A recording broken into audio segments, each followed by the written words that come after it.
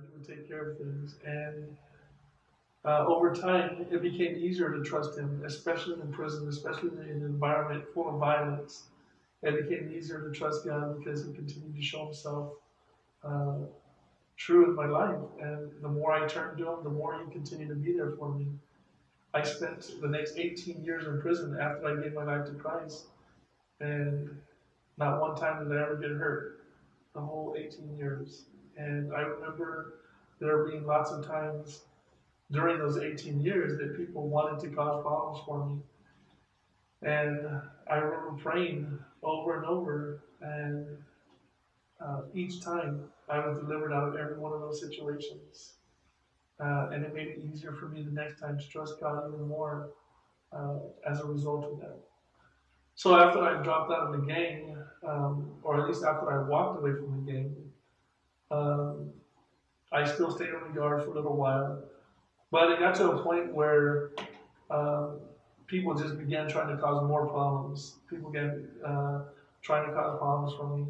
I went through the debriefing process, and where they questioned me about the life that I lived from the time that I joined the gang, everything that I did from that time forward. And I ended up moving to a sensitive needs yard, and where ex-gang members are housed. And I spent maybe the last 15 years of my sentence on that yard.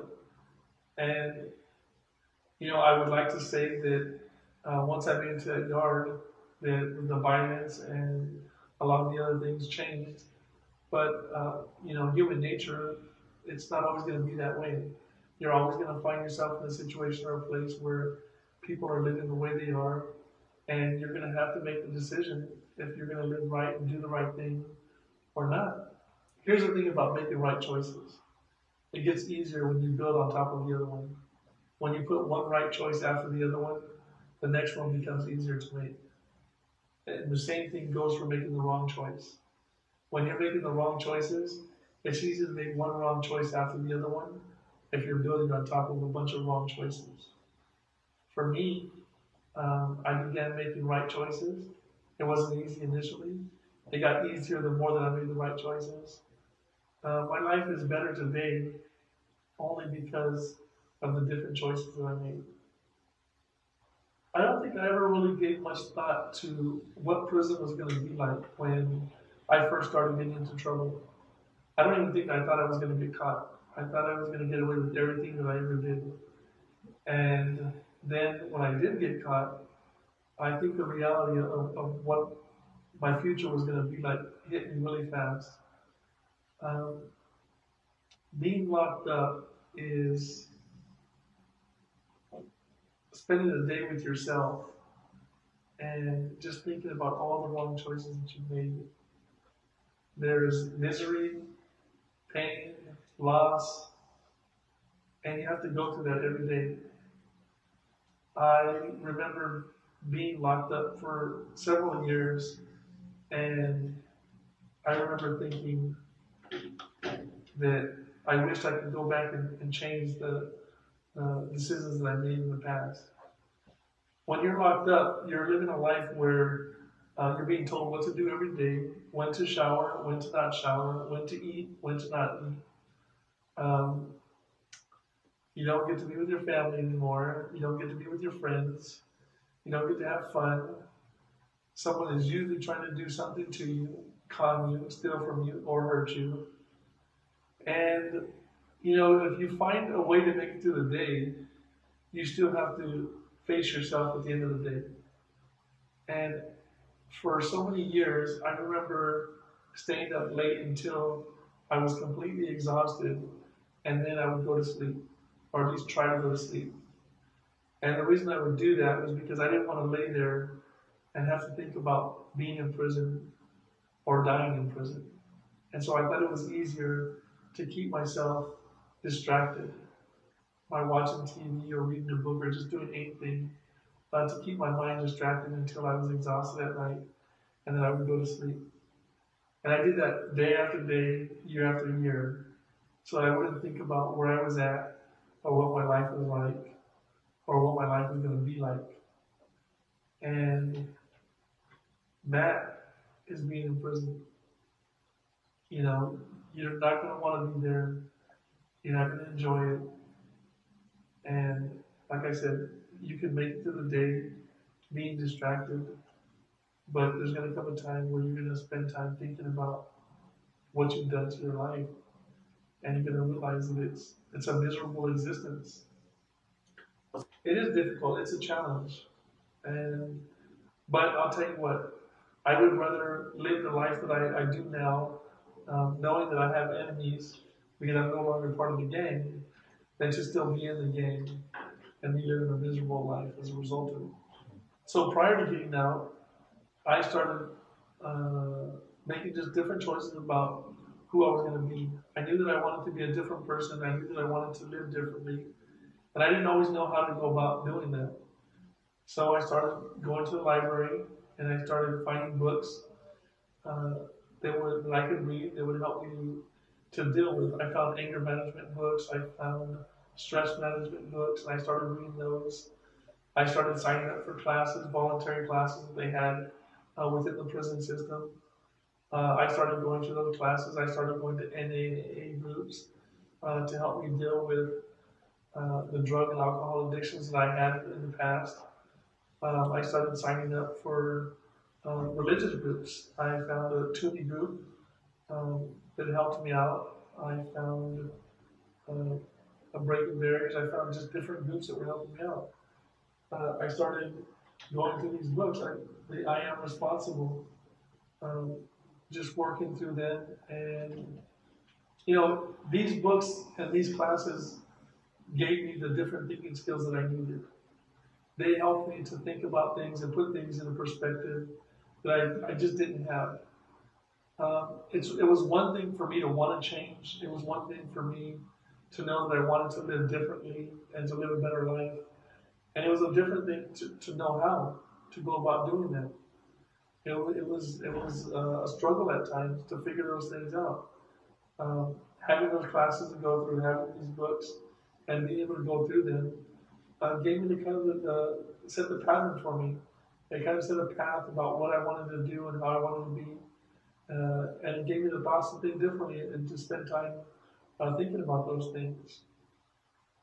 I lived in the past being somebody who was destroying the community that I lived in, regardless of what community that was, whether it was in prison or out of prison, stealing from people, taking, hurting.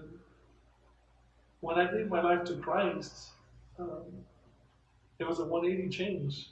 I started going to church. I started reading the Bible. I started actually thinking about uh, the life that I lived, the hurt that I caused other people.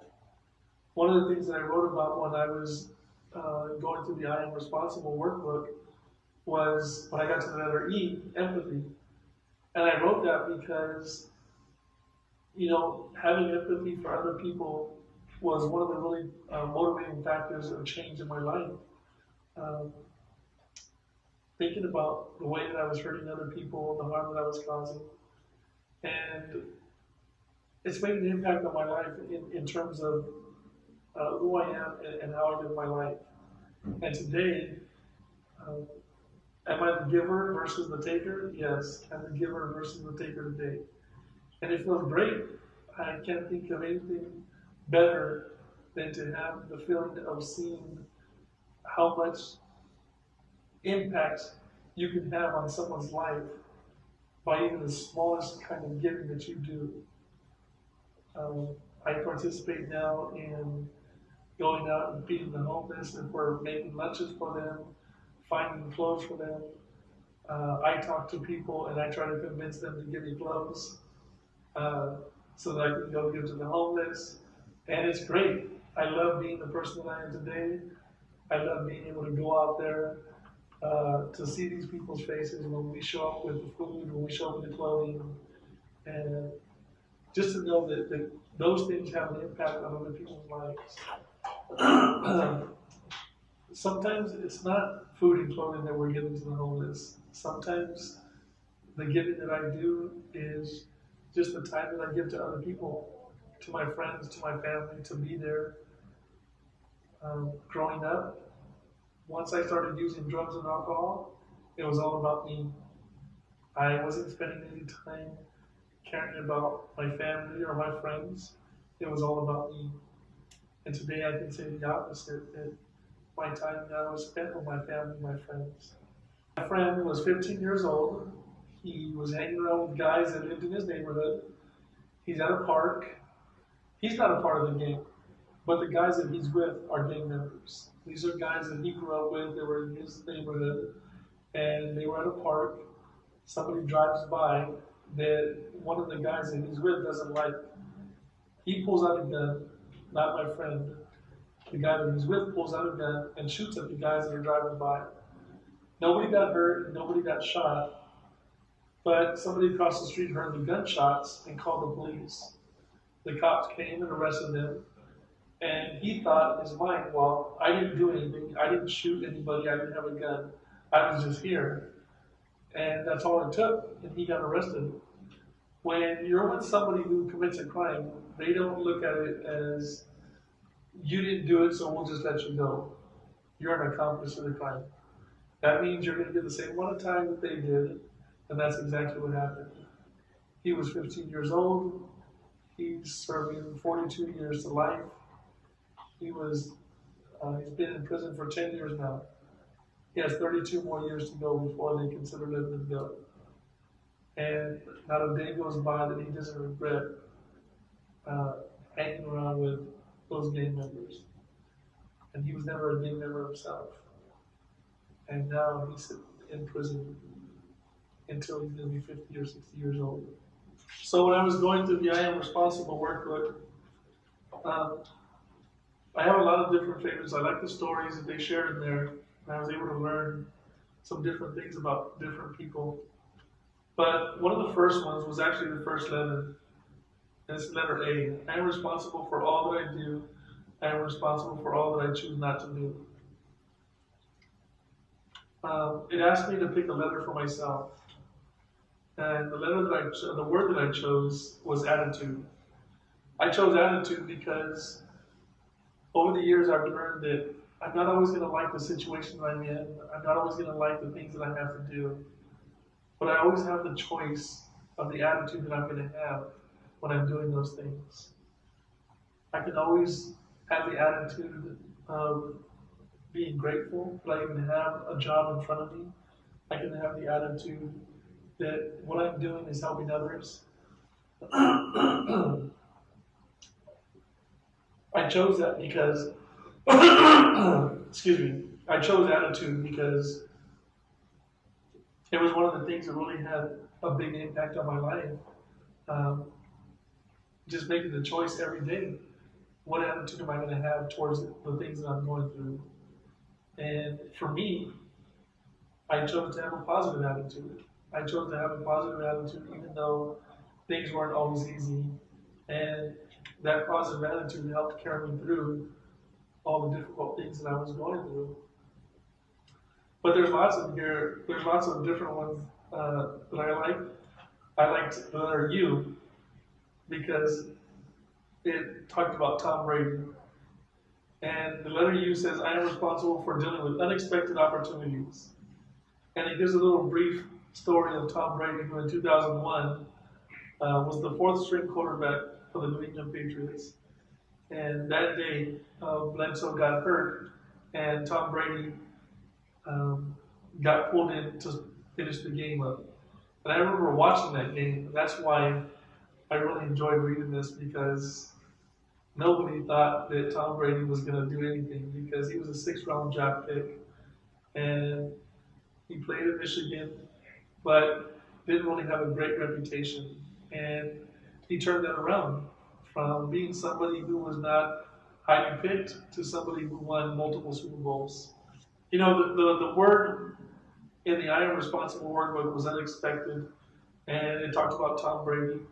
And I think that if he could pick a word, he would pick undeterred also, because I think that speaks to the life that he lived, being a sixth-round draft pick and having to be on the bench behind Drew Bledsoe for years.